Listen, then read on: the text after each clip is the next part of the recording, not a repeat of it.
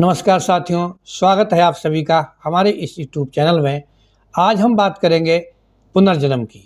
मौत के बाद क्या सच में कोई अगला जन्म होता है या मौत ही मनुष्य का सब कुछ खत्म कर देती है। साथियों, मौत एक ऐसा शब्द है जो हर इंसान को बेचैन कर देता है, लेकिन असली सवाल मौत नहीं है। असली सवाल है इसके बाद क्या? क्या सब यहीं ख़त्म हो जाता है या फिर ऐसी कोई चीज़ है जो शरीर से अलग है, जो बची रहती है, जो फिर से जन्म देती है। अक्सर हम सुनते हैं कि कर्म अच्छे न हो तो मनुष्य कुत्ता, बिल्ली या कीड़े मकोड़े भी बन सकता है। इस सफ़र में हम बात करेंगे दुनिया के 12 महान विचारकों की, जिसमें हमारे साथ होंगे भगवान कृष्ण, महर्षि पतंजलि, स्वामी विवेकानंद, पाइथागोरस, गौतम बुद्ध, भगवान महावीर, ओशो, प्लेटो, चारवाक, डॉक्टर बी.आर. अम्बेडकर और पश्चिमी वैज्ञानिक, मनोवैज्ञानिक चिंतक विचारक फ्रेडरिक नीत्शे, और फिर हम बात करेंगे जद्दू कृष्णमूर्ति की। साथियों, हम आपको बताना चाहेंगे कि इस वीडियो को हम, इस महान रहस्य को हम 3 भागों में विभाजित करते हैं। इन भागों के द्वारा हम समझेंगे। तो सबसे पहला हमारा भाग है आस्तिक विचार। आखिर आस्तिक पक्ष इस बारे में क्या कहता है? तो आस्तिक पक्ष कहता है आत्मा अमर है और ये सब संस्कारों का खेल है। तो सबसे पहले चलते हैं इस आस्तिक विचार के साथ कुरुक्षेत्र के मैदान में, जहाँ इस विचार को सबसे बड़ी ताकत मिली है भगवान श्री कृष्ण के द्वारा।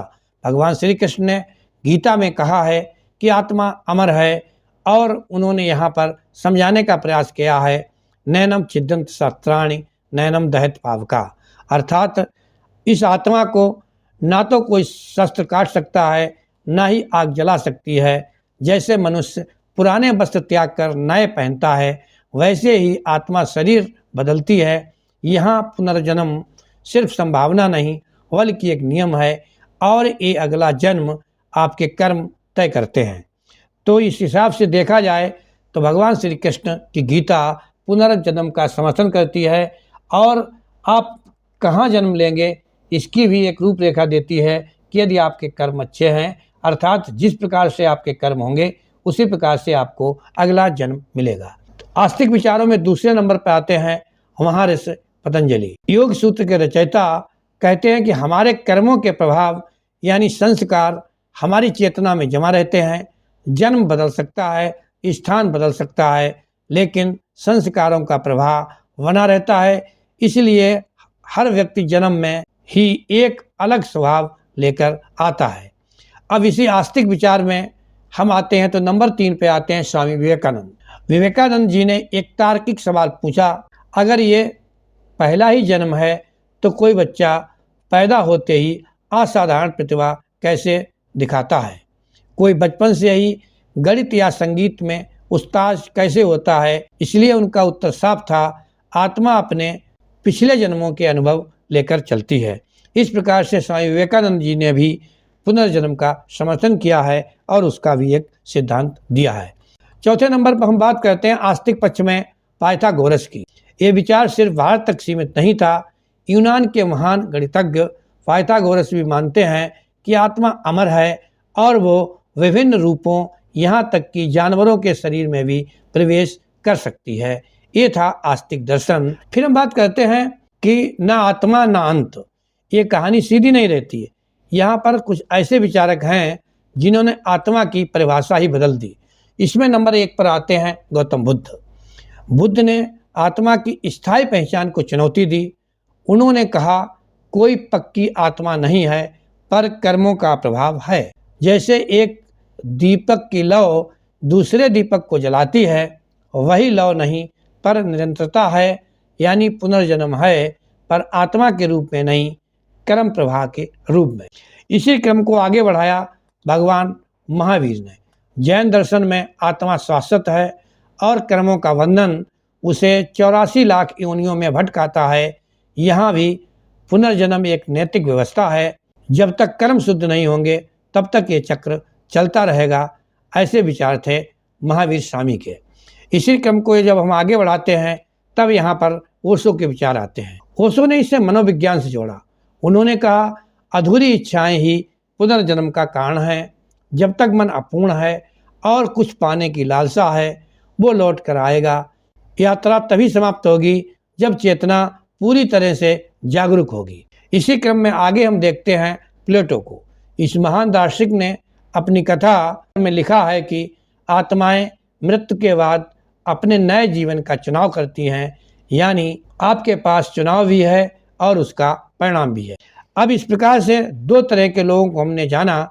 अब तीसरा पक्ष आता है नास्तिक और तार्किक प्रभाव, अर्थात यही सब खत्म हो जाता है। इस विचार को मानने वालों में सबसे पहले हम सुनेंगे कि आखिर ये होता है या नहीं होता है। तो नास्तिक विचार या तार्किक विचार के अगुवाई कर रहे थे चारवाक, प्राचीन भारत के सबसे कड़े तर्कवादी।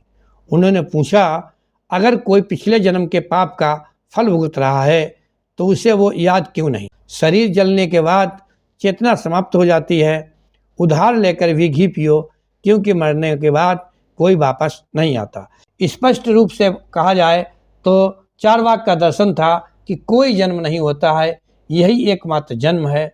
आपका शरीर नष्ट होता है, उसी समय सब कुछ खत्म हो जाता है, अर्थात आगे ना कोई जन्म है, और जब जन्म नहीं है तो आगे कोई मृत्यु भी नहीं है। इसी क्रम को आगे बढ़ाते हैं तो हमें भारत रत्न डॉक्टर BR अम्बेडकर ने इसे सामाजिक नज़रिए से देखा। उनका तर्क था कि पिछले जन्म के कर्म जैसी बातें सामाजिक अन्याय को सही ठहराने का औजार बन सकती हैं। अगर गरीब को लगे कि ये उसके पुराने जन्मों का फल है, वो व्यवस्था पर सवाल नहीं उठाएगा। अर्थात उन्होंने कहा कि एक विशेष व्यवस्था को कायम रखने के लिए, एक पीढ़ी को भ्रमित करने के लिए ये विचार है कि आपके कर्मों का फल है, आप गरीब हैं या फिर आप अमीर हैं।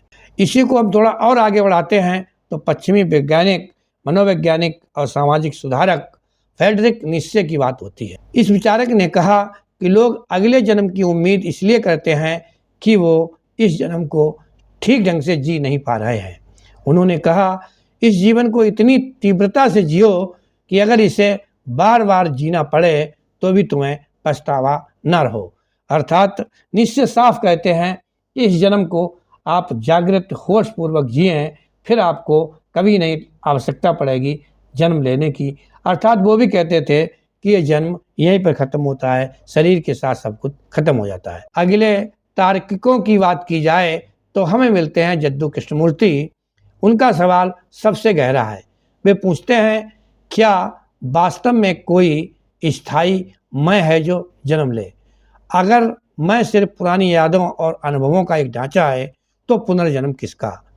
मुक्ति भविष्य के किसी जन्म में नहीं, इसी पल की जागरूकता में है। इस प्रकार से हमने देखा कि चारों तार्किक लोगों ने अलग अलग ढंग से अपने अपने विचारों से हमें ये समझाने का प्रयास किया कि यही जीवन सब कुछ है, इसके बाद कुछ नहीं है। अब आती है निष्कर्ष की बात। इस वीडियो में आपने तार्किक लोगों की बातें सुनी, आस्तिक लोगों की बातें सुनी और एक बीच का भी मार्ग देखा, लेकिन तस्वीर तो साफ नहीं हो पाती है क्योंकि ये तस्वीर एक सरल नहीं है। एक पक्ष कहता है आत्मा अमर है और न्याय के लिए पुनर्जन्म जरूरी है। दूसरा पक्ष कहता है आत्मा नहीं पर कर्मों की ऊर्जा चलती रहती है। इसके बाद तीसरा पक्ष कहता है ये सब मौत के डर से पैदा हुई इंसान की कल्पना है। ये सब असली सवाल है और ये असली सवाल एक आपसे भी है। अगर पुनर्जन्म सच है तो हमें कुछ याद क्यों नहीं रहता, और अगर ये झूठ है तो जीवन की असमान शुरुआत का अर्थ क्या है? शायद सच्चाई आज भी एक रहस्य है, लेकिन एक बात निश्चित है, ये जीवन अभी आपके हाथ में है। चाहे अगला जीवन हो या ना हो, पर ये जीवन जो आप जी रहे हैं ये व्यर्थ नहीं होना चाहिए, व्यर्थ नहीं जाना चाहिए। तो अब आप बताइए, क्या आत्मा लौटती है? क्या यही एकमात्र अवसर है? आप अपनी सोच को, अपने विचार को जरूर बताएं कि क्या आप पुनर्जन्म में विश्वास रखते हैं? रखते हैं तो क्यों? यदि नहीं रखते हैं तो आखिर क्यों नहीं रखते हैं? वीडियो को अंत तक देखने के लिए, इस चैनल से जुड़ने के लिए आपका बहुत बहुत धन्यवाद। यदि इस चैनल पर नए हैं तो चैनल को सब्सक्राइब करें, वीडियो को लाइक करें और अपने उन मित्रों तक जरूर भेजें जो इस प्रकार की जानकारी में इंटरेस्ट रखते हैं। फिर मिलते हैं नई एक वीडियो के साथ, नई जानकारी के साथ। तब तक के लिए जय हिंद, जय भारत।